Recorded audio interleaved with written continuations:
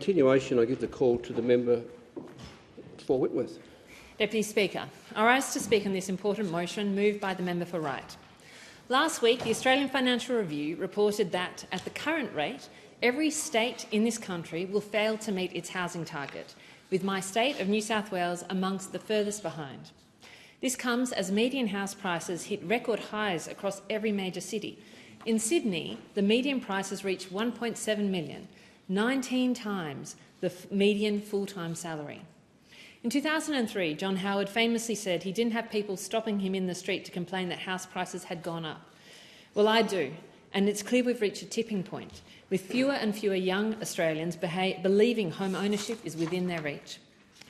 As the member for Wright highlights, enabling pathways into trades and apprenticeships is part of the solution. And while I agree that the skills shortage is a major barrier to new construction, the problem runs much deeper than the recent decline in apprenticeship commencements. According to Jobs and Skills Australia, our construction sector is in a persistent shortage.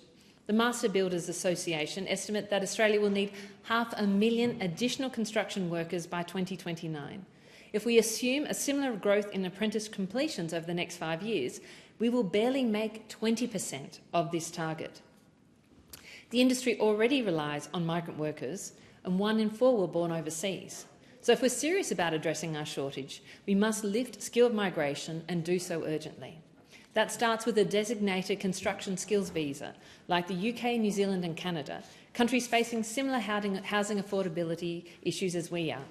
Instead, construction workers seeking to come here face up to 18-month delays and high application costs. The government had a chance to act last year, but inexplicably chose to vote against my amendment to include trades workers for the specialist skilled visa pathway. The government must also deliver on its promise to tackle occupational licensing barriers between states and from approved overseas jurisdictions. I recently spoke to a UK citizen, a fully qualified electrician, but now forced to retrain because his UK qualifications weren't fully accepted here. The government's national licensing electrical trades is a good start, but still won't help my constituent fast enough. Even if we fix migration and training, it will take far more than skills to solve this crisis. Firstly, the crossbench has long called for the government to restructure state incentives to help clear the capacity and bureaucratic bottlenecks holding back housing supply. This approach is backed by the sector itself, the people navigating the red tape every day. Secondly, we need to prioritise infrastructure projects that enable housing. If the Commonwealth invests heavily in transport, that investment should be tied to appropriate zoning and development around new transport corridors. In addition, we need to make sure that when we are investing in infrastructure, that is doing things like enabling the sewage and other treatments that are needed for housing. Thirdly, we need to stop demand-side interventions, like the 5% deposit scheme that the government has recently brought into being, which has absolutely no friends among people who know how house prices are driven, economists and housing experts. We know these don't work. We know that these have made things worse for young home buyers, but still we are seeing a government introduce pieces of legislation that just make it harder for young Australians to buy their own homes rather than easier.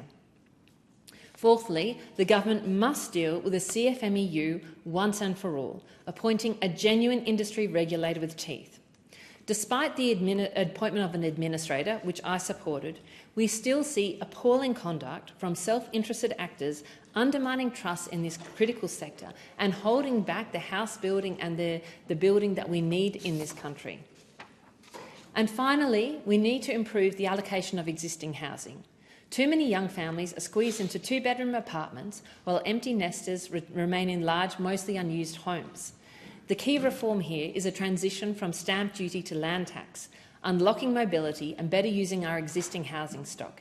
It is fairer, it is the appropriate thing to do, and the federal government needs to work with the states to enable this to happen. Deputy Speaker, our generation of parliamentarians will be judged on whether we fix housing affordability, and it is time to pull all levers that we possibly can. Too often, both of the major parties pull one lever or another that they think is politically convenient for their side of politics, rather than deals with the overarching needs across the whole of the economy. Thank you. And I thank the member